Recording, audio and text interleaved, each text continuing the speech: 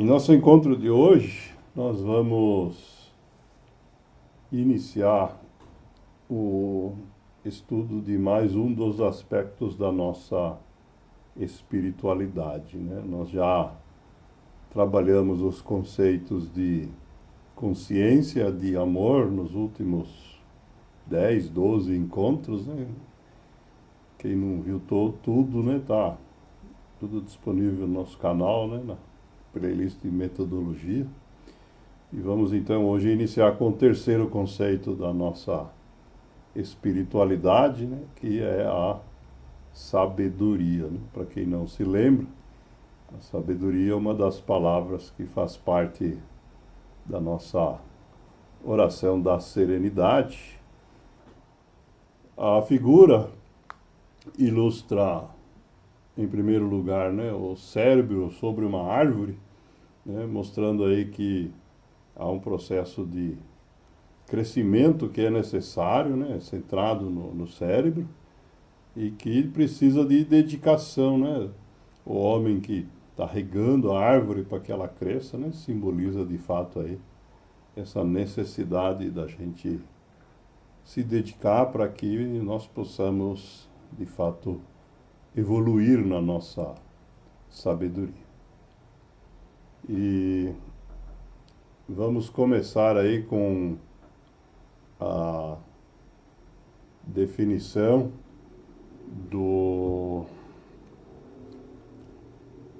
vinda da Wikipedia, né? Nós temos aqui, no caso da Wikipedia, uma definição, né, que diz que a sabedoria, na verdade, ela tem duas definições, né? A palavra em si, ela vem da palavra equivalente ao sabor em latim, né? É chamado também de sapiência, né?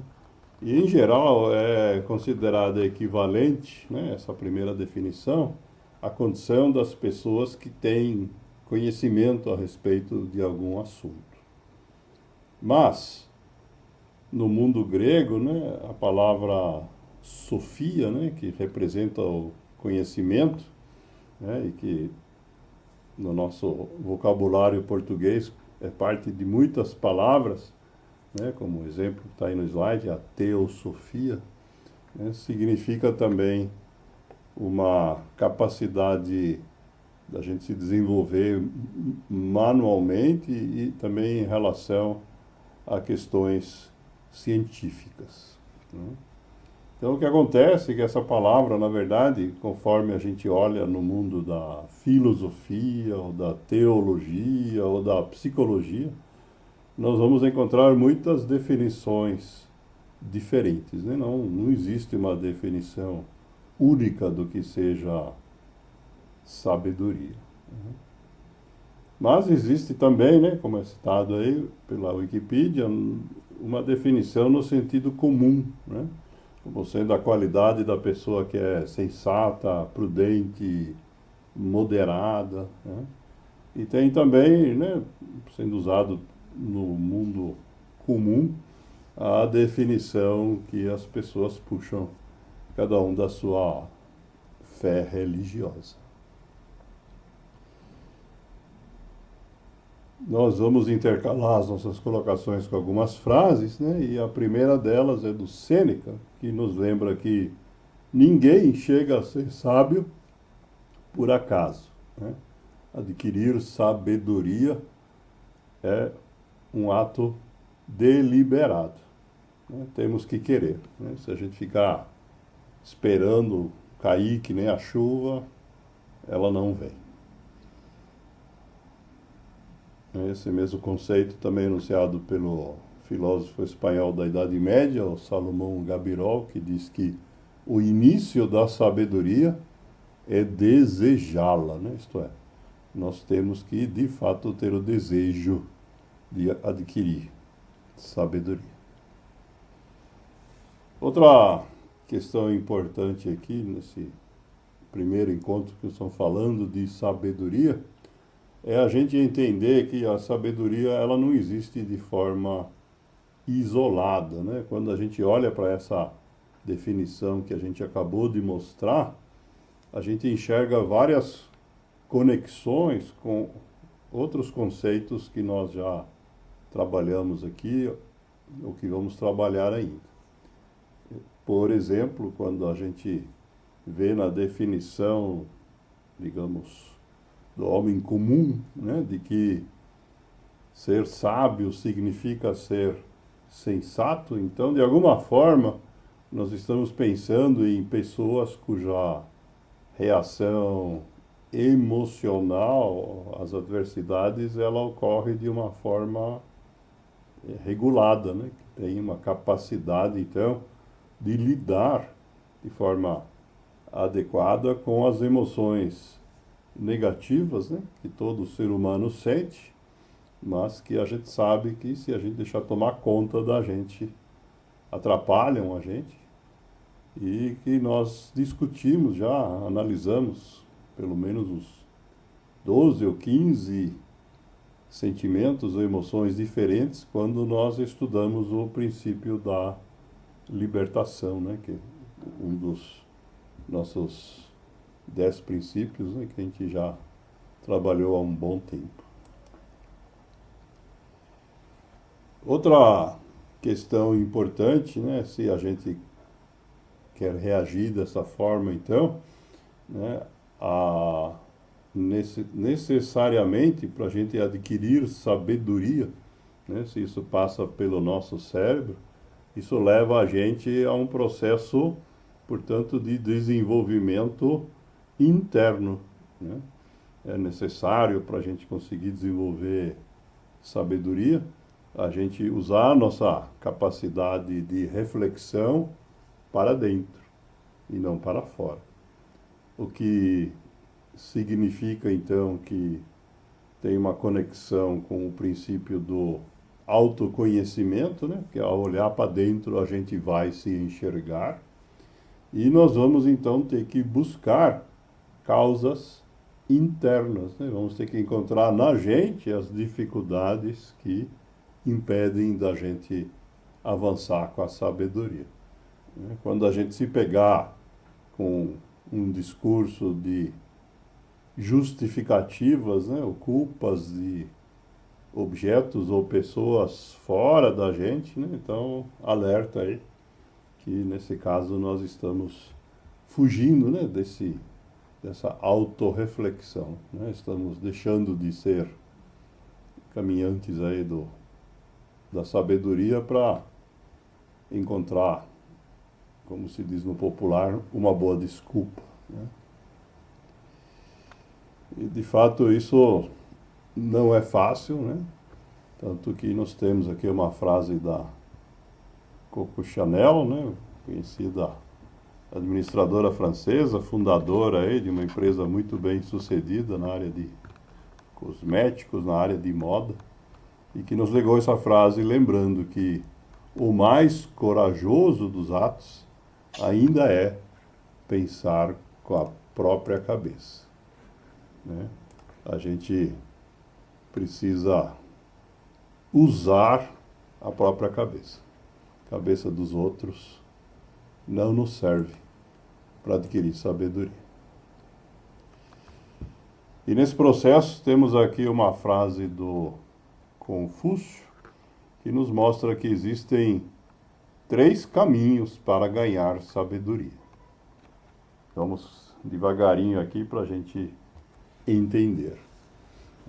Diz ele que o primeiro caminho, o primeiro método, é por reflexão, que é o mais nobre.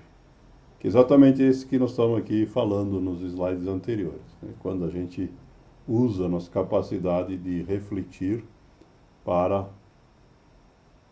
então, evoluirmos. Mas existem outros caminhos, diz ele. O segundo método para ganhar sabedoria é por imitação, que diz ele é o mais fácil.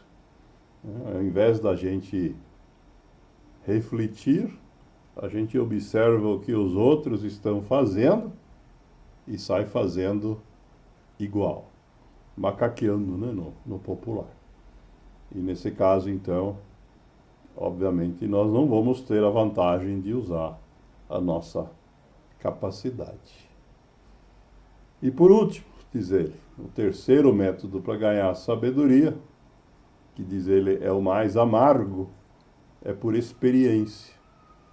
Isto é, se a gente não quiser refletir, não quiser seguir exemplo dos outros e sair experimentando a vida desse jeito, nós vamos então sofrer mais adversidades do que as outras pessoas e vamos, portanto, ganhar em sabedoria, mas vamos penar com essas dificuldades. Outra questão que se conecta com a sabedoria é, então, essa questão da tomada de atitude, né? A frase do Confúcio está incentivando a gente a fazer uma escolha, né? A tomar uma atitude. De fato, né, nós vivemos num mundo imperfeito, né? Um mundo cheio de incertezas, a gente nunca tem certeza da que vai, de fato, ser o que vai resolver as questões que a gente tem para resolver. Mas ainda assim, precisamos tomar atitude. Né? Nós não podemos ficar parados ou paralisados por essa incerteza. Isso faz parte desse processo.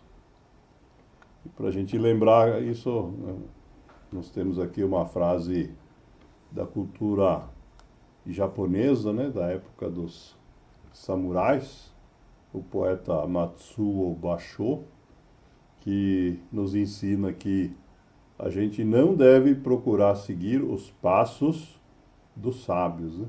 Isto é, para ganhar em sabedoria, a gente não deve ficar do lado de quem nós achamos que já é sábio e ficar se comportando como eles, né?